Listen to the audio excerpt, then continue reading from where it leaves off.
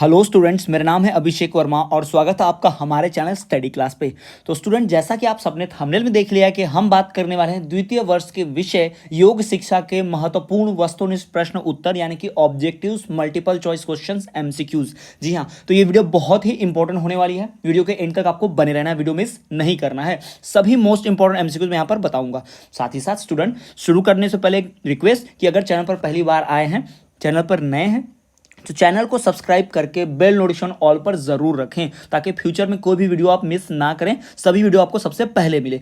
और अगर आप वीडियो लेक्चर्स देखना चाहते हैं तो चैनल की प्लेलिस्ट चेक करेंगे तो प्रत्येक विषय का आपको वीडियो लेक्चर मिल जाएगा, हर एक इकाई का अलग से, जहां से आप पढ़कर बहुत अच्छे नंबर हासिल कर सकते हैं। और अगर आपको नोट्स चाहिए तो दिए गए नंबर पर संपर्क करके व्हाट्सएप पर मैसेज कीजिए, आपको नोट्स मिलेंगे बहुत ही कम दाम में। तो चलिए बिना किसी देरी के शुरू करते हैं और बात करते हैं वस्तुनिष्ठ प्रश्नोत्तरों की। पहला, योगाचार्यों ने योगासनों की संख्या कितनी बतलाई है? जो योगाचार्य होते हैं उन्होंने योगासनों की संख्या कितनी बतलाई है? तो 84। जी हाँ, सही उत्तर क्या है? 84 योगासनों की संख्या है। योगासन करते समय किसका भाई क्या होता है? योगासन समय करते वक्त क्या होता है? तो श्वास गति तथा हृदय गति सामान्य रहनी चाहिए ना। अगर आप जिम कर रहे हैं तो हाफने रखते हैं ना, जिम करते कसरत करते हैं, लेकिन योगासन में आपको स्थिर शांत रहना होता है। तो यहाँ पर श्वास और हृदय गति सामान्य रहती है। योग के अंगों की संख्या कितनी है? तो योग के अंगों की संख्या कुल 8 है। जी हाँ, 8 है योग के अंगों की संख्या। अगला, योगाभ्यास से लाभ है, किस चीज का लाभ है? भाई शरीर चुस्त होता है, शक्तिशाली, निरोग, स्वस्थ रहता है। हाँ। मांसपेशियां मजबूत करने, मन की एकाग्रता में सहायक है। हाँ। रक्त संचार में सुधार होता है। हाँ। उपयुक्त सभी, तो जो सही उत्तर होगा उपयुक्त सभी, ये सब फायदे हैं योगासन से। उसके बाद, योग का संबंध किससे है? योग का जो संबंध है वो किससे है? तो शरीर और मस्तिष्क के संतुलन से। जी हाँ, शरीर और दिमाग के संतुलन, बैलेंस को ही योग कहते हैं। योगासन का अर्थ क्या है? योग आसन का अर्थ है भाई साधना। जी हाँ, अगर आपको क्लियर नहीं दिख रहा है तो देख लीजिए, योगासन का अर्थ होता है साधना। जी हाँ, साधना ही क्या है? योगासन का अर्थ है। यौगिक शुद्धि में कितनी क्रियाएं हैं? तो यौगिक शुद्धि में जो क्रियाएं हैं कुल 6 हैं। जी हाँ, 6 क्रियाएं हैं यौगिक शुद्धि में। यौगिक शुद्धि में कुल 6 क्रियाएं हैं। योग के प्रकार कितने हैं? बात करें योग के प्रकार की तो कुल 4 प्रकार हैं योग के। कितने प्रकार हैं? कुल 4 प्रकार योग के। तो ये बात हो गई इकाई की। अब बढ़ते हैं अगली इकाई की तरफ। अगली इकाई के महत्वपूर्ण क्वेश्चंस की बात करते हैं। तो यहाँ पर देखिए, सबसे पहला, प्राणायाम का अर्थ क्या है? भाई प्राणायाम का अर्थ क्या है? तो प्राणायाम का अर्थ होता है प्राण शक्ति का नियंत्रण। हाँ। दीर्घता। हाँ।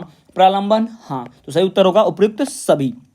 अगला देखिए, नाड़ी शोधन प्राणायाम के चिकित्सीय परिणाम किन रोगों में लाभकारी पाए जाते हैं? नाड़ी शोधन प्राणायाम के चिकित्सीय परिणाम किन रोगों में लाभकारी पाए जाते हैं? तो ये सभी तरह के रोग, अस्थमा में भी, प्रोकार्टिस में भी, चिंता तनाव में भी। तो सही उत्तर होगा ये सब, उपयुक्त सभी। ठीक, बढ़ते हैं अगले प्रश्न की तरफ। अगला देखिए यहाँ पर अगला क्वेश्चन, पद्म का अर्थ क्या है? पद्म का अर्थ क्या है? तो पद्म का अर्थ होता है कमल का फूल। जी हाँ, जो कमल का फूल होता है उसे कहा जाता है पद्म। अगला देखिए, प्राणायाम के भेद कितने हैं? प्राणायाम के जो भेद हैं वो कुल हैं 10 भेद हैं प्राणायाम के। अगला, कुंभक का अर्थ क्या होता है? भाई कुंभक का अर्थ होता है श्वास बाहर निकालना। जी हाँ, कुंभक का अर्थ होता है श्वास बाहर निकालना। अगला प्रश्न देखिए, मानव शरीर में कितने कोष पाए जाते हैं? मानव शरीर में कुल 5 तरह के कोष पाए जाते हैं। उपप्राण किसे कहा जाता है? तो उपप्राण भाई नाग है, नाग को उपप्राण कहा जाता है। नेत्रों को खोलने व पलके झपकाने का कार्य किसका होता है? कूर्म का होता है। नेत्रों को खोलने व पलके झपकाने का कार्य ही क्या है? कूर्म है। बढ़ते हैं वही अगले तरफ। अगर हम बात करें अगले एमसीक्यूज की तो वो देखिए यहाँ पर भाई, अगला यहाँ पर दिया है, नलों को चलाने की जो क्रिया है उसे योग भाषा में क्या कहते हैं? नलों को चलाने की क्रिया को योग भाषा में कहा जाता है क्या? नैली चालन, नलों को, है ना। अगला, किस क्रिया द्वारा पाचन संस्थान की सफाई की जाती है? तो धौती क्रिया द्वारा। जी हाँ, धौती क्रिया द्वारा पाचन की सफाई की जाती है। धौती क्रिया द्वारा पाचन संस्थान यानी हमारे जो डाइजेस्टिव सिस्टम है उसका। जल नीति की क्रिया की जाती है, किससे की जाती है जल नीति की क्रिया? जल नीति की क्रिया जो है नमक, गुनगुने पानी से, घी से, दूध से, इन सब से की जा सकती है, उपरोक्त तीनों से। जी हाँ। मुद्राओं को कौन सा अंग माना गया है? मुद्राओं को कौन सा अंग माना गया है? तो तीसरा अंग माना गया है। मुद्राओं को तीसरा अंग माना गया है।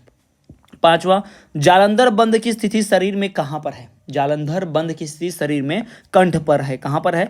कंठ पर है। अगला, उड्डयन बंद का संबंध किस ग्रंथि से है? तो उड्डयन बंद का ग्रंथ संबंध जो है वह विष्णु ग्रंथि से। किससे है? विष्णु ग्रंथि। उड्डयन बंद का संबंध विष्णु ग्रंथि से है। अगला, त्राटक से शक्ति विकसित होती है, किस प्रकार की? भाई त्राटक से शक्ति विकसित होती है एकाग्रता की। त्राटक से एकाग्रता की शक्ति विकसित होती है। हस्त मुद्रा क्या है? हस्त मुद्रा जो है भाई वो ज्ञान मुद्रा है, हस्त मुद्रा को ही ज्ञान मुद्रा भी कहा जाता है, ध्यान रखिएगा, ठीक है। हस्त मुद्रा और ज्ञान मुद्रा, ध्यान रखिएगा। अगला, अपान मुद्रा का संबंध किस चक्र से है? तो अपान मुद्रा का जो कह सकते हैं संबंध जो है वो किस चक्र से है? तो वो मूलाधार चक्र से है। जी हाँ, अपान मुद्रा का संबंध मूलाधार चक्र से है।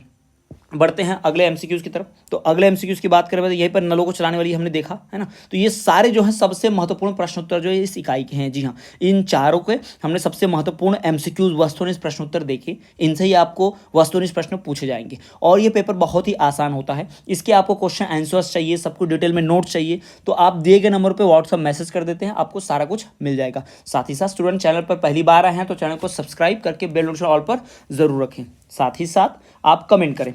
चलिए तो मिलते हैं आपसे अगले वीडियो में, तब तक देखते रहिए हमारा चैनल स्टडी क्लास।